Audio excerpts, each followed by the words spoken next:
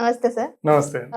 Vitamin C యాక్చువల్‌గా కొన్ని బాడీస్‌లో మనం అబ్జార్బ్ చేసుకోవాలంటే మనం తింటుంది విటమిన్ సి ఖచ్చితంగా కావాలి అంటారు. బట్ అదే తగ్గిపోతుంది ఈ మధ్య అందరికి. దీనికి ఏమన్నా ఇంక్రీజ్ అవ్వడానికి ఫుడ్స్ ఉన్నాయా? అదే నేను ఇందాక చెప్పాను. Best way to maintain vitamin C. అది ఇంక్రీజ్ అవ్వడం, తగ్గడం అంటే ఏముండదు. బికాజ్ అది వాటర్ సాల్యుబుల్.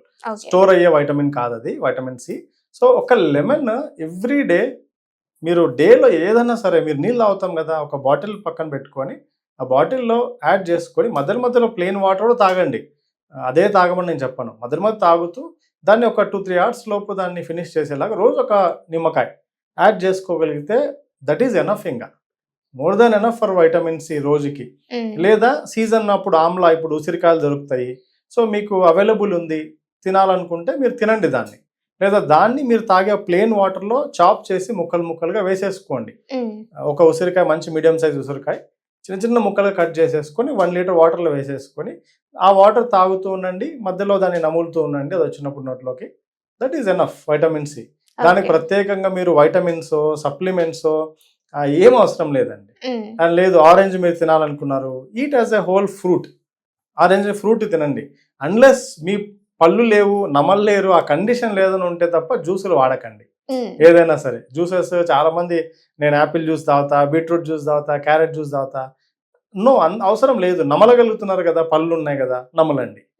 నమలలేని పరిస్థితి ఉన్నప్పుడు మీ కండిషన్ వేరే కండిషన్లో అవి జ్యూసెస్ లాగా రికమెండ్ చేస్తాం. ఎస్పెషల్లీ వెజిటబుల్స్ని, ఫ్రూట్స్ని అయితే జ్యూస్ లాగా వద్దనే చెప్తా ఏదైనా సరే నేను. So eat as whole. నమిలే తీసుకోవాలి బికాస్ ఫైబర్ వస్తుంది దాని నుంచి. సో అది చాలా most advantage. And more over concentrated juice తీసుకుంటే దానివల్ల ఇన్సులిన్ స్పైక్స్ పెరుగుతాయి వెంటనే స్పీడ్గా. బికాస్ దాంట్లో ఫ్రక్టోజ్ ఉంటుంది, న్యాచురల్ షుగర్. బట్ అయినా కూడా ఇన్సులిన్ స్పైక్ అవుతుంది, షుగర్ స్పైక్ అవుతాయి. సో కాబట్టి యాజ్ అ ఫ్రూట్ గా తీసుకుంటే ఆ ప్రాబ్లం ఉండదు. ఫ్రూట్ గానే తీసుకోమని చెప్తాం. ఓకే. సో లంగ్స్ ఇన్ఫెక్ట్ అయిన వాళ్ళు ఏం చేస్తే బెస్ట్ అంటారు? లంగ్స్ అంటే lung infect in the sense lung infections అవుతూ ఉంటాయి. సో లేదంటే వాళ్ళకి శ్వాస తీసుకోవడంలో కూడా మేబీ ఆస్తమా, బ్రాంకైటిస్ అట్లాంటి ఇష్యూస్. అంటే ఫస్ట్ ఆఫ్ ఆల్ అది whether it is a serious medical కండిషనా లేకపోతే అప్పుడప్పుడు తరచుగా వాళ్ళకి వచ్చే ఇష్యూ అనే దాన్ని బట్టి మనం చెప్పొచ్చు. If it is a serious medical conditions ఇట్లా న్యాచురల్ గా కానీ ఇంట్లోనే ట్రై చేద్దామని వెయిట్ చేయొద్దని చెప్తా. So go and visit a proper doctor and specialist visit చేసి ట్రీట్మెంట్ ఏదైనా ఉంటే తీసుకొని దాన్ని మళ్ళీ అలా ఆ కండిషన్ మళ్ళీ రాకుండా మెయింటైన్ చేయడానికి most important thing is breathing exercise. So breathing exercise 100% use అవుతుంది అండి. ఎందుకంటే నేను I saw in many cases లో. సో అంటే విత్ ప్రాపర్ డైట్, మంచి అంటే దాంట్లో కూడా కొన్ని ఫుడ్స్ కొన్ని సందర్భాల్లో రెస్ట్రిక్ట్ చేస్తారు. సో వాళ్ళ కండిషన్ని బేస్ చేసుకొని if it is normal sinusitis ఉంటుంది కొంతమందికి, బ్రాంకైటిస్ అనుకోండి, ఆస్తమా లాగా అంటే వాళ్ళకి సీజనల్గా వస్తుంటాయి. అట్లాంటి వాళ్ళని వాళ్ళ ఇమ్యూనిటీ ఇంప్రూవ్ చేస్తూ వాళ్ళ లంగ్ కెపాసిటీ ఇంప్రూవ్ చేయడానికి సర్టన్ ఫుడ్స్ని మనం కొన్ని హెల్తీగా మంచి ప్రోటీన్ రిచ్ మీల్ కావచ్చు అండ్ బ్రీతింగ్ ఎక్సర్సైజ్ కావచ్చు అండ్ అప్పుడప్పుడు కార్డియోని వాళ్ళు ఇంక్లూడ్ చేసుకోవడము. సో అలాంటివి మనం రికమెండ్ చేస్తాము. బట్ స్పెసిఫిక్గా ఏదైనా సరే సీరియస్ హెల్త్ కండిషన్ ఉంటే మాత్రం don't wait for a natural remedy. ఎందుకంటే అందరూ నేచురల్గా చేద్దాం అని అనుకుంటారు, మంచి విషయమే అది.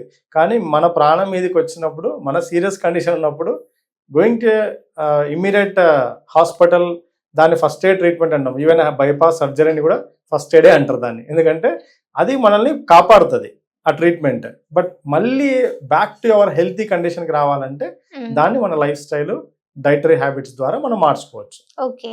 సో ఈ లంగ్ ఇన్ఫెక్ట్ అయినప్పుడు సమ్ మెడికేషన్ తీసుకున్నాము, ఆ తర్వాత నుంచి దీన్ని కొంచెం మెయింటైన్ చేసుకోవాలి అనుకున్నప్పుడు ఏ విధంగా మెయింటైన్ చేసుకుంటూ రావచ్చు అంటారు? ఫిజికల్ యాక్టివిటీలో మెయిన్గా breathing exercises that will help a lot అండి. అండ్ ఒక బ్యాలెన్స్డ్ మీల్, దానికంటూ స్పెసిఫిక్గా ఇవే తినండి, ఇవి అవాయిడ్ చేయండి అని ఏం లేదు. సో ఒకటి వాళ్ళకు ఏదైతే అంటే కొన్ని కండిషన్స్లో even vitamin C rich foods కూడా వాళ్ళకి అగ్రివేట్ చేస్తాయి, అంటే ఆ లంగ్ ఇష్యూస్ని. సో ఆ సిచ్యువేషన్ని బట్టి, వాళ్ళ కండిషన్ని బట్టి ఫుడ్స్ని మనం తీసుకోవాల్సి వస్తుంది, స్పెసిఫిక్ ఫుడ్స్ని. బట్ ఇన్ జనరల్గా గుడ్ ప్రోటీన్ కంటెంట్ యాడ్ చేసుకోవడం చాలా ఇంపార్టెంట్. అండ్ తర్వాత ఫైబర్, వాళ్ళ గట్ ఇష్యూస్ ఏం లేకుండా చూసుకోవడం చాలా ఇంపార్టెంట్.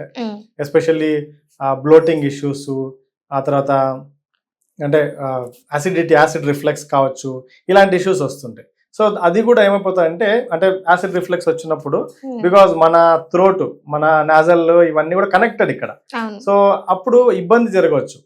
దానివల్ల వాళ్ళకి పొరబోవడం అంటాం కదా, సో లోపలికి మన లంగ్స్ లోకి వెళ్ళిపోవడం అవన్నీ జరుగుతాయి. కాబట్టి ఆ యాసిడ్ రిఫ్లెక్స్ లాంటివి లేకుండా కరెక్ట్గా గట్ని మెయింటైన్ చేసుకుంటూ, అండ్ ఈ ఫిజికల్ యాక్టివిటీలో బ్రీతింగ్ ఎక్సర్సైజెస్ ఇలాంటివి చేసుకుంటే they will come out of that situation అండి. ఓకే, మెయింటైన్ చేసుకుంటూ రావాలి.